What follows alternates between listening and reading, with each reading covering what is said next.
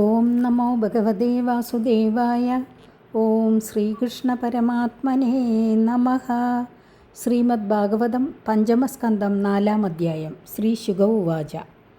അധഃ മമുത്പത്യൈവാപി വ്യജമാന ഭഗവല്ലക്ഷണം സാമ്യോപശമ വൈരാഗ്യ ഐശ്വര്യ മഹാവിഭൂതി ബിര അനുദിനം മേധമാനാനുഭാവം പ്രകൃതയഃ പ്രജാ ബ്രാഹ്മണ ദേവതാശ്ച അവനീതല സമവനായാദിതരാം ജഗൃദുഃ.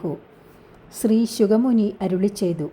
ജനനത്തിൽ തന്നെ കാലടികൾ, കൈത്തലങ്ങൾ എന്നീ ഭാഗങ്ങളിൽ വജ്രം, അങ്കുശം മുതലായ രേഖകൾ ഉള്ളതുകൊണ്ട് ഭഗവാന്റെ അംശമാണെന്ന് ഏവർക്കും അറിയാൻ സാധിച്ചിരുന്നു. തൻ്റേത് അന്യൻ്റേത് എന്ന ഭാവം നിമിത്തമുണ്ടാകുന്ന പക്ഷപാതം ഉണ്ടായിരുന്നില്ല. ശാന്തി, വിഷയങ്ങളിൽ ആശയില്ലായ്മ, വൈരാഗ്യം, ലോകത്തിലുള്ളവർക്കില്ലാത്തതായ സാമർഥ്യവിശേഷമാകുന്ന ഐശ്വര്യം, സർവസമ്പത്തുക്കളുടെയും സമ്പത്തി, അലൗകികമായ തേജോവിശേഷം എന്നീ മഹാഗുണങ്ങൾ അദ്ദേഹത്തിൽ ദിനംപ്രതി വർദ്ധിച്ചു വരുന്നതിനെ കണ്ടറിഞ്ഞ മന്ത്രിമാർ, പ്രജകൾ, ബ്രാഹ്മണർ, ദേവന്മാർ എന്നിവരെല്ലാം അദ്ദേഹം തന്നെ ഭൂതലത്തെ ധർമ്മപ്രകാരം പരിപാലിപ്പാനുള്ള അധികാരം വഹിക്കണമെന്ന് അത്യധികം ആഗ്രഹിച്ചു. തസ്യഹ വായിത്തം വർഷ്മണ വരീയസ ബൃഹശ്ചോകേന ചൗജസ ബലേന ശ്രിയാ യശസ വീരശൗരാഭ്യാം പിതാ ഋഷഭഃ ഇതീദം നാമ ചകാര. പിതാവായ നാഭി മഹാരാജാവ് സ്വപുത്രന് ഋഷഭൻ എന്നു നാമകരണം ചെയ്തു. ശ്രേഷ്ഠൻ എന്നാണ് ആ നാമത്തിൻ്റെ അർത്ഥം. മഹാകവികൾക്കും വർണ്ണിപ്പാൻ തക്ക യോഗ്യതയുള്ള ഉത്കൃഷ്ടമായ ശരീരം, ഉജ്ജ്വലമായ തേജസ്, ശരീരബലം, അസാധാരണ ശോഭാവിശേഷം, അലൗകികമായ യശസ്, അതിക്രമിപ്പാൻ അസാധ്യമായ പ്രഭാവം, ക്ഷയിക്കാത്തതായ ഉത്സാഹം എന്നീ ഗുണങ്ങൾ ആത്മജനിൽ കണ്ടതുകൊണ്ടാണ് ശ്രേഷ്ഠൻ എന്നർത്ഥമായ ഋഷഭൻ എന്ന പേർ പുത്രൻ നിശ്ചയിച്ചത്.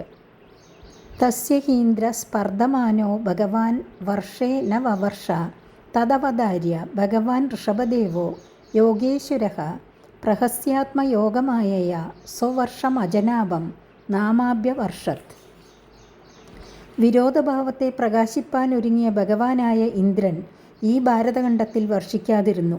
ഇന്ദ്രൻ്റെ സ്പർദ്ധ കണ്ടിട്ട് യോഗേശ്വരനായ ഭഗവാൻ ഋഷഭദേവൻ മന്ദഹാസം ചെയ്തുകൊണ്ട് അജനാഭം എന്നുകൂടി പേരുള്ള സ്വഖണ്ഡത്തിൽ ഏതേതു ഭാഗത്തെ എത്രയെത്ര ജലം ആവശ്യമോ ആ പാകത്തിൽ സ്വയോഗ മായാപ്രഭാവത്താൽ വർഷിച്ചു. നഭിസ്തു യഥാഭിലഷിതം സുപ്രജസ്ത്വം അവരുദ്ധ്യാദി പ്രമോദപരവിഹ്വലോ ഗദ്ഗദാക്ഷരയാ ഗിരാ സ്വൈരം ഗൃഹീതനരധർമ്മം ഭഗവന്തം പുരാണപുരുഷം മായാവിലസിതമതിർവത്സ താദേതി സാനുരാഗമുപലാളയൻ പരാം നിർവൃതി ഉപഗതഃ. നാഭിയാകട്ടെ താൻ ആഗ്രഹിച്ചതിനനുസരിച്ച് സിദ്ധിച്ച സൽസന്താനം നിമിത്തം ഉള്ളിലടങ്ങാത്ത സന്തോഷാധിക്യത്താൽ പരവശനായി ഭവിച്ചു. ഈശ്വരൻ തന്നെ സ്വേച്ഛയാ മനുഷ്യ ശരീരത്തെ ധരിച്ച് സ്വപുത്രഭാവത്തെ അംഗീകരിച്ചിരിക്കുന്നതാണെന്ന് മായാവേശം നിമിത്തം അറിയാഞ്ഞതിനാൽ പുത്രനിലുള്ള പരമാനുരാഗത്തെ പ്രകാശിപ്പിക്കുവാനായിട്ട് വത്സ, താത എന്നിങ്ങനെ ഗദ്ഗദാക്ഷരങ്ങളാൽ വിളിച്ച് അരികത്തിരുത്തി ലാളിക്കുന്ന സമയം പരമാനന്ദത്തെ പ്രാപിച്ചു.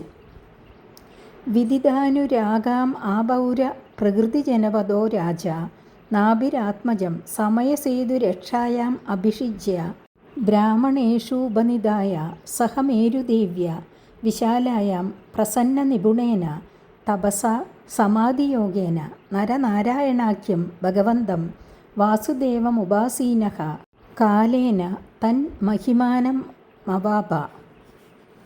മന്ത്രിമാർക്കും സാധാരണ ജനങ്ങൾക്കും പൗരന്മാർക്കും സ്വപുത്രനിൽ പരമാനുരാഗമുള്ളതായിട്ട് നാഭിരാജാവ് അറിഞ്ഞു.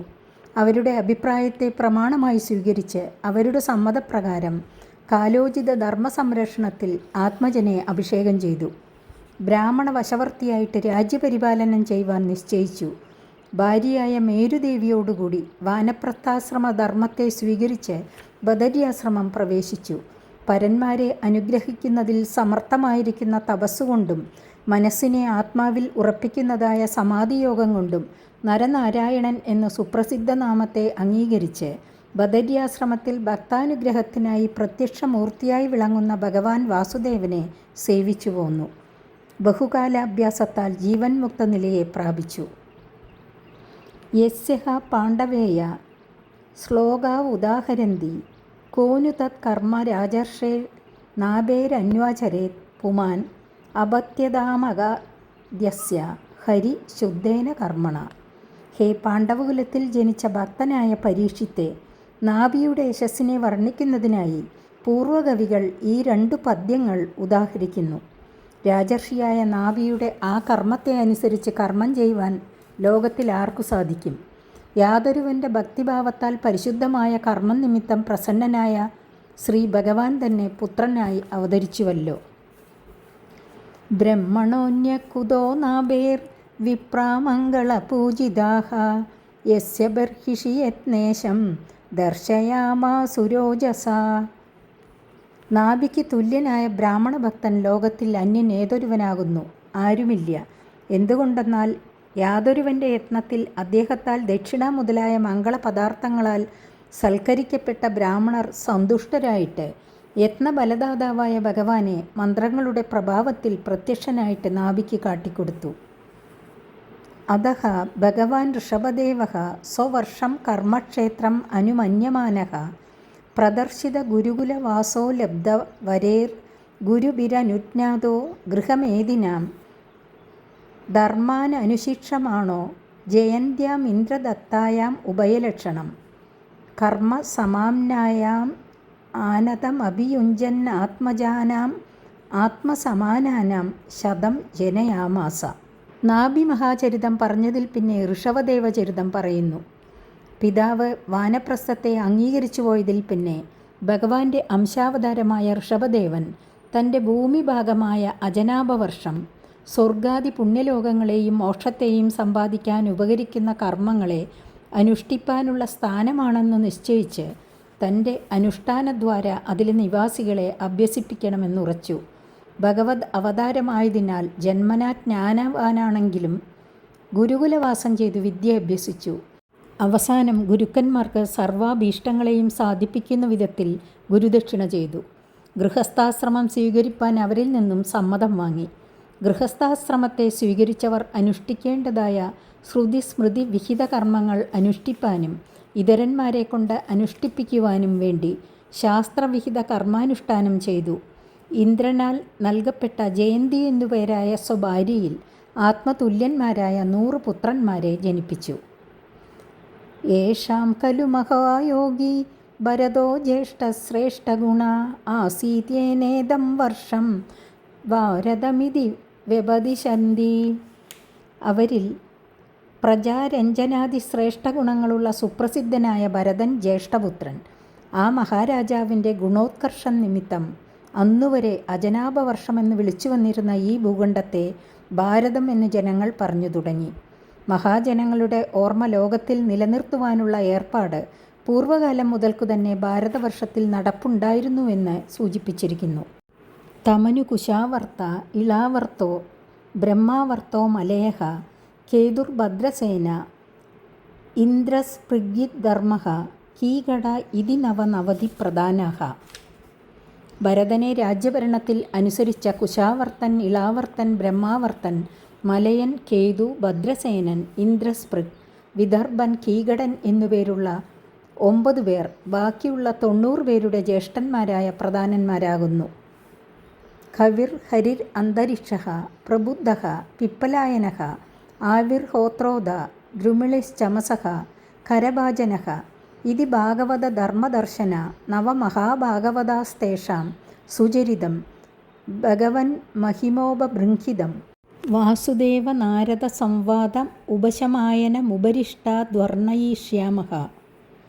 കവി, ഹരി, അന്തരിക്ഷൻ, പ്രബുദ്ധൻ, പിപ്പലായനൻ, ആവിർഹോത്രൻ, ദ്രുമിളൻ, ചമസൻ, കരഭാജനൻ എന്ന 9 പേർ ഭഗവാനെ ഭജിക്കുന്നവർ ആചരിക്കേണ്ടതായ ധർമ്മങ്ങളെ ലോകത്തിലുള്ളവർക്കും കാട്ടിക്കൊടുക്കുന്ന മഹാഭക്തന്മാരാകുന്നു. ഭഗവാന്റെ മഹിമ നിമിത്തം അവരുടെ ചരിത്രത്തിന് പരമശോഭ സിദ്ധിച്ചിരിക്കുന്നു. ശ്രീ വാസുദേവനും ശ്രീ നാരദമുനിക്കും തമ്മിലുണ്ടായ സംവാദത്തിൽ ഇവരുടെ ഭക്തിമാഹാത്മ്യം പ്രദർശിപ്പിക്കപ്പെട്ടിരിക്കുന്നു. ലോകത്തിലുള്ള ഭക്തന്മാർക്ക് ശാന്തിമാർഗത്തെ അഭ്യസിപ്പിക്കുന്ന ഇവരുടെ പുണ്യചരിതത്തെ ഏകാദശ സ്കന്ധത്തിൽ വർണ്ണിച്ചു പറയാം.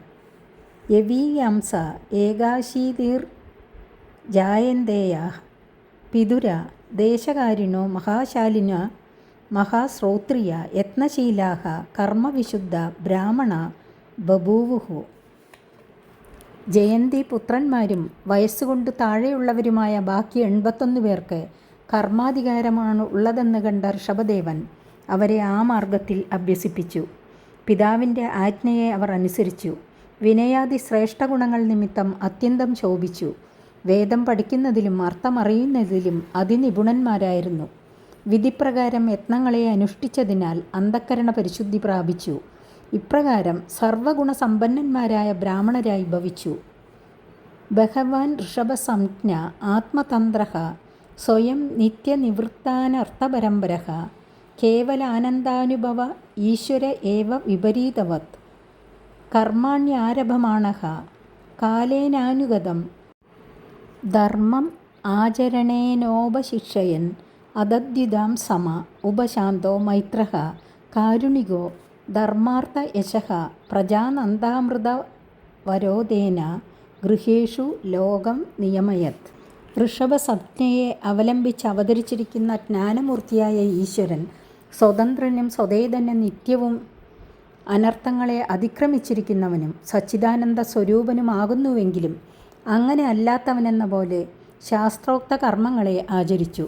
സുഖദുഃഖാവസ്ഥകളിൽ സന്തോഷ സന്താപങ്ങളില്ലാത്തവനും ഇന്ദ്രിയഭോഗങ്ങളിൽ നിന്ന് വിരക്തനും ലോകരഹിതത്തെ നിത്യവും ആചരിക്കുന്നവനും ദുഃഖിതന്മാരുടെ ദുഃഖങ്ങളെ പ്രവൃത്തി കൊണ്ട് നിരാകരിക്കുന്നവനും കാലത്താൽ നശിച്ചിരിക്കുന്ന ഗൃഹസ്ഥധർമ്മങ്ങളെ അറിയാതിരിക്കുന്നവരെ തൻ്റെ അനുഷ്ഠാനത്താൽ പഠിപ്പിക്കുന്നവനുമായിട്ട് ധർമ്മം, അർത്ഥം, കീർത്തി, സന്താനസുഖം, മോക്ഷം എന്നിവയെ അനുസരിച്ചുകൊണ്ട് ലോകം ഈ വിധം ഇരിക്കണമെന്ന് നിയമിച്ചു. യദ്യശീർഷണ്യാചരിതം തത്തനുവർത്തതേ ലോകഃ. താൻ ആചരിച്ചതുകൊണ്ട് മാത്രം ലോകത്തിൽ ഗൃഹധർമ്മം ഉറയ്ക്കുന്നതെങ്ങനെയെന്നാൽ ലോകത്തിൽ ശ്രേഷ്ഠന്മാരെന്ന് സർവരും സമ്മതിച്ചിരിക്കുന്ന മഹാന്മാർ ഏതേതു വിധം പ്രവർത്തിക്കുന്നുവോ അതിനെ മറ്റുള്ള ജനം അനുസരിക്കുന്നത് ലോകസമ്പ്രദായമാകുന്നു. യദ്യപി സ്വവിദിതം സകലധർമ്മം ബ്രാഹ്മം ഗുഹ്യം ബ്രാഹ്മണൈ ദർശിതമാർഗേണ സാമാദിഭി രൂപായൈർ ജനതാം അനുശാസ. സകലധർമ്മങ്ങളും അടങ്ങിയിരിക്കുന്ന വേദത്തിൻ്റെ രഹസ്യാർത്ഥം താൻ തന്നെ നന്നായിട്ട് അറിഞ്ഞിട്ടുണ്ടെങ്കിലും ബ്രാഹ്മണർ പറയുന്ന മാർഗത്തിൽ നിന്ന് തെറ്റാതെ ജനസമുദായത്തെ കൊണ്ട് ആചരിപ്പിച്ചു. അതിന് സാമാദികളായ ഉപായങ്ങളെ സ്ഥാനയോഗ്യത അനുസരിച്ച് ഉപയോഗിച്ചു. ദ്രവ്യദേശകാലവയഃ ശ്രദ്ധർത്തിഗ്വിദോ ദേശോപചിതൈഃ സർവൈരപി ക്രതുഭിര്യതോപദേശം ശതകൃത്വ ഇയാച. ഏതേതു കാലത്തിൽ ഏതേതു പദാർത്ഥങ്ങൾ ലഭിക്കുമോ ആ വക പദാർത്ഥങ്ങളെ കൊണ്ടും ഏതു പുണ്യസ്ഥലത്തിൽ വെച്ച് നടത്തിയാൽ വേഗം ഫലം സിദ്ധിക്കുമോ ആ മാതിരി പുണ്യസ്ഥലങ്ങളിൽ വെച്ചും വസന്താദികളായ ഏതേതു ഋതുക്കളിൽ ഏതേതു കർമ്മങ്ങൾ നടത്തണമെന്ന് വിധിയുണ്ടോ ആ വിധിയെ അനുസരിച്ചും യൗവനകാലം അതിക്രമിക്കുന്നതിനു മുമ്പ് തന്നെ വിശ്വാസപൂർവ്വം നാനാ ദേവതകളെ ഉദ്ദേശിച്ചു ചെയ്യുവാനായി വേദം നിശ്ചയിച്ചിരിക്കുന്ന മാർഗം തെറ്റാതെ ഉത്കൃഷ്ടങ്ങളും സകല സമൃദ്ധിയോടുകൂടിയവയുമായ സകല യത്നങ്ങൾ കൊണ്ടും ഭഗവാനെ 100 പ്രാവശ്യം യജിച്ചു. ഭഗവതാ ഋഷഭേണ പരിരക്ഷ്യമാണ് ഏതസ്മിൻ വർഷേ ന കശ്ചന പുരുഷോ വാഞ്ഛത്യവിദ്യമാനമിവാത്മനോന്യസ്മാത് കഥം ജന കിമപി കർഹി ചിദവേക്ഷതേ ഭർതൃനുസേവനം വിജൃംഭിത സ്നേഹാതിശയം അന്തരേണ. ഭഗവത് അവതാരമായ ഋഷഭദേവൻ പരിപാലിക്കുന്ന ഈ ഭാരതഖണ്ഡത്തിലെ നിവാസികളിൽ ഒരു പുരുഷനെങ്കിലും ഏതെങ്കിലും ഒരു സാധനത്തെ ഏതെങ്കിലും ഒരു സമയത്ത് ഏതെങ്കിലും വിധത്തിൽ അന്യനിൽ നിന്ന് തനിക്ക് കിട്ടണമെന്ന് ആഗ്രഹിച്ചിരുന്നില്ല.